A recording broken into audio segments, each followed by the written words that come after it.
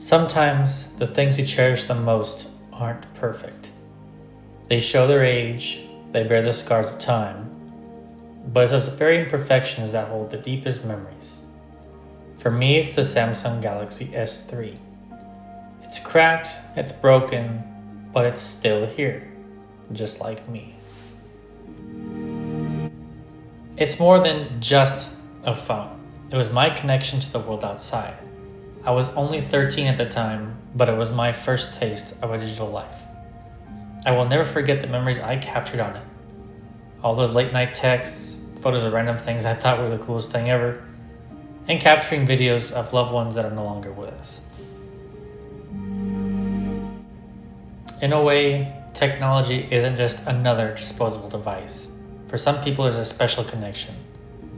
Maybe that's why some spend their lives collecting items from their past, whether it's game consoles, laptops, trading cards, or whatever their niche fancy that they enjoy collecting.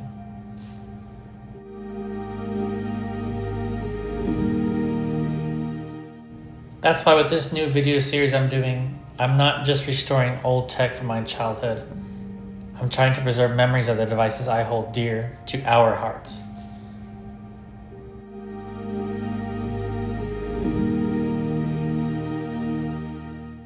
So this might be the part where the video gets a little bit more living up to my YouTube channel name, but basically where we're starting off here is this is a device I purchased on eBay.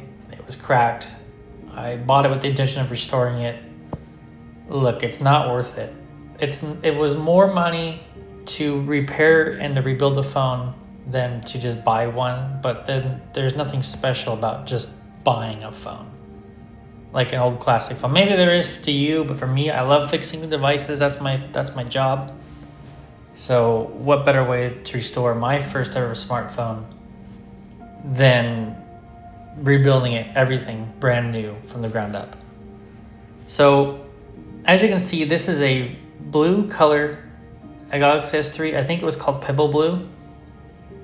Mine was not Pebble Blue. Mine was white. After I got the white one, I kind of regretted it. But I was 13, so I honestly, I wanted every single color. I even wanted the brown one, the red one, all of them. But the blue one, I always saw it and I was like, that's the coolest color. The way the way the color reflects in the light, like the brushed metal, like you can see right there on that home button, that's just cool. But yeah, so let's go ahead and get started on, well, actually, as you can already see, I was pretty much just showing the parts that I got. Now, the screen that I got, this appears to be an original screen. I didn't see anything about it that would be not original. It's either going to be original or refurbished. I do feel like it was a new original screen just by the quality of it. I did get I got pretty much 4 screens on the eBay listing for that one blue screen. It was the only way I could get the blue screen was buying 4 of them. So I just went with it. I got 3 other screens here. Maybe I'll do something with it. Maybe I'll give it away to somebody. But yeah. So in here we got this back cover. This was not an original back cover. I looked everywhere. And they said it was original, but once I got it in, looked at that from the old one, I could tell there was a not a big difference, but the text was just off.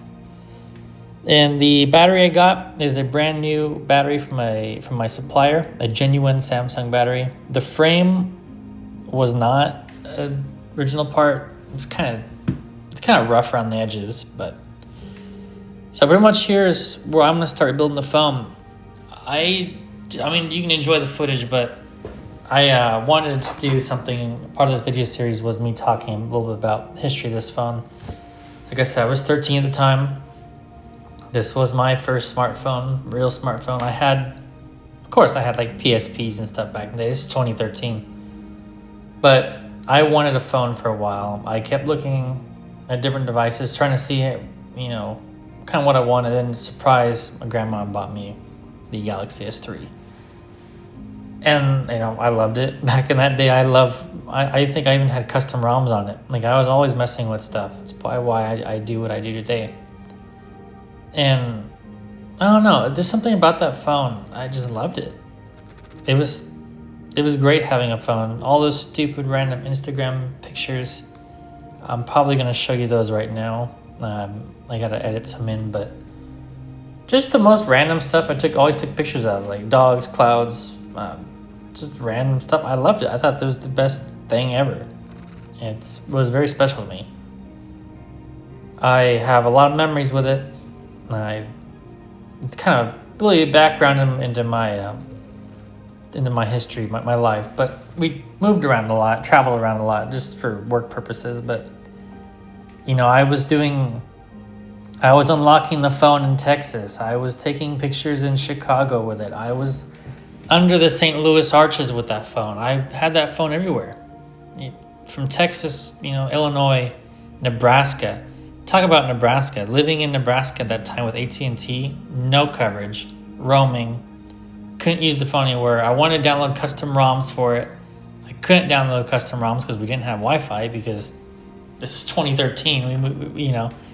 And moving around, we didn't have Starlink or anything like that. So yeah, try downloading, try using 250 megabytes a month. That's what they gave me on roaming, 250 megabytes a month. Can you believe that? And another really cool story I want to share with this phone is actually, I didn't know at the time, but we were in a houseboat. It's a reservoir up in Bullard's Bar, I think is what's called, in California. My grandparents used to go there all the time to take us kids. And me and my brother were on the roof of this houseboat. We were camping. So it was this tiny, tiny, tiny houseboat. And so we're laying up there on the roof, watching the stars, because talk about a view of the stars. Like, you can see stars crystal clear. It is probably, for me, it's one of the prettiest night things I've seen. So whatever, yeah. We're laying there on the roof of that houseboat, just chilling. We were talking about what? I don't know. Next thing I know, like, the brightest flash of light comes from the sky. I'm talking huge, like, just not blinding, but might as well have been. And we're like staring at this. And the next thing that my brother says, "We're gonna die." But what I actually later found out what it was, it did it twice. Later I found out it was a satellite just hitting the reflection of its solar panels. But talk about bright. That's something that I will never forget. I was 13 years ago. No, 12 years ago. I thought it was 2026. No, 12 years ago that happened. And I have a lot of memories with these old devices. I'm sure a lot of people out there do as well. So I kind of want, if you have a device that you used to have that's special to you, maybe one day if these videos get a little bit bigger, I can circle around and do videos. Or if anybody has another phone, my next video is I don't want to, I shouldn't spoil it, but if anyone has any stories to share about any device that they have, just leave a comment for others to read. I think that is pretty special. Some people, just like my parents, they think that phones, or they used to think, now they love it because they can see, their grandkids and everything. But back then, it was a waste of time. I just spent all my time scratching a brick, But, scratching that brick all the time is what led me to my business I do today. I do phone repair. I build PCs. I have a business. I had a store when I lived out of the country. I just moved back, but thanks to these devices, I think is really what did it for me. If I wouldn't have loved these phones, loved tinkering with them, I'll have to post a video I did. I took my Galaxy S3 apart with a pocket knife. It's stupid, but I did 12 years ago. So this is kind of what for me is special about phones and tech in general. It's just, was always something I loved. I loved it. I do love it, and I still love it. I do what I do not for money, but because I generally do enjoy doing this. You can see me right now. I gotta heat these phones up. I scratch, cut my fingers all the time, bleed, but I love it. And my main thing now that I love, and it's just, I love seeing devices. I love when people take care of them. I don't love them when they don't take care of them. But I do love bringing them back to the way that they're supposed to be. So as you can see here, I'm scraping the screen off. There's really no point in being gentle. All I'm doing here is to get into that home button. But yeah, I just love doing this. So enough of a little bit of story time. Let me try to get you guys going up here, up to speed a little bit on this repair. Basically, I took the screen off, took everything out of the phone. Now I'm transplanting everything over to the new frame. That's the new home button going in. All these parts I bought brand new. Nothing was used except for just the front cameras, rear cameras, the motherboard, whatnot. This display, I'm just doing a little quick once over, making sure everything's good on it before I put it in. Because if I find ripped cable, then I gotta take it out, and then it's just a waste of time. And with these parts, you never know. Maybe this is the last time I can get these parts for this phone. So I'm trying to conserve and treat these parts and everything is the best as I can. So next thing up is removing the plastics off that new screen, lining it up with the frame, and just sitting it down. I already got the home button and everything installed, as you saw. It's pretty simple here. You just put the screen down, make sure it's lined up. The frame being not original, you will create small, tiny gaps. But even I remember when I had my phone, it had little gaps. You can kind of see there in the corner. So what I'm showing here is the front camera had some dust. So I always like to make sure there's no dust or dirt or fingerprints, smudges, anything underneath it. So I always give it a little quick cleaning. I can go from there, just put the front camera back in. You can see that's going in. I think it's front camera, proximity sensor, light sensor. Got to run this Wi-Fi. I'm sorry, I'm already jumping ahead. That's the volume flex.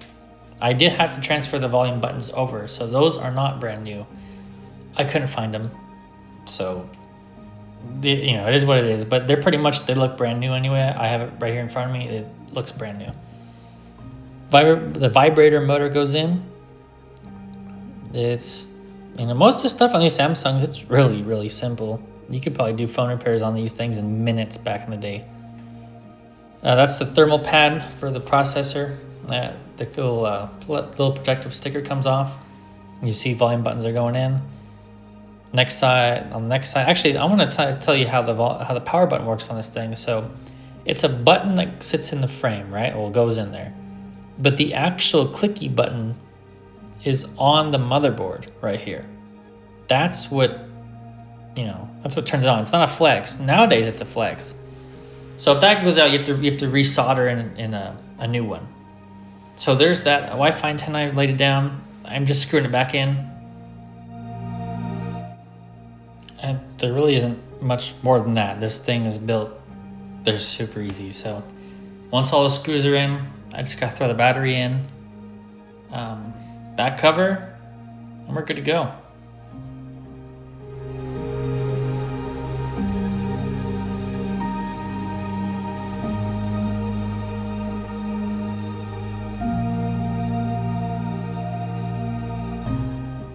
I just wanted to point out too, when I'm taking these plastics off, is just look at that phone. Just look at the way it has that brushed metal look to it. Phones don't look like that anymore. I have a Galaxy S24 Ultra. There's nothing special about it. Nothing. So here's a raw first boot of it, after being repaired, of course.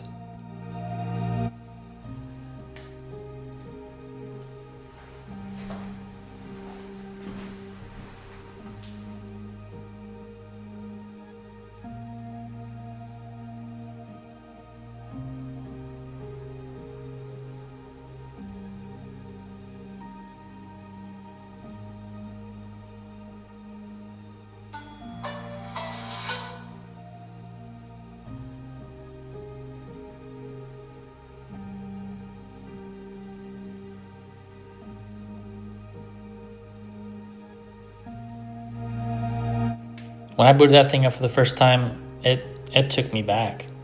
Like, that's just some memories that you get that you can't get. It's like, core memories unlocked.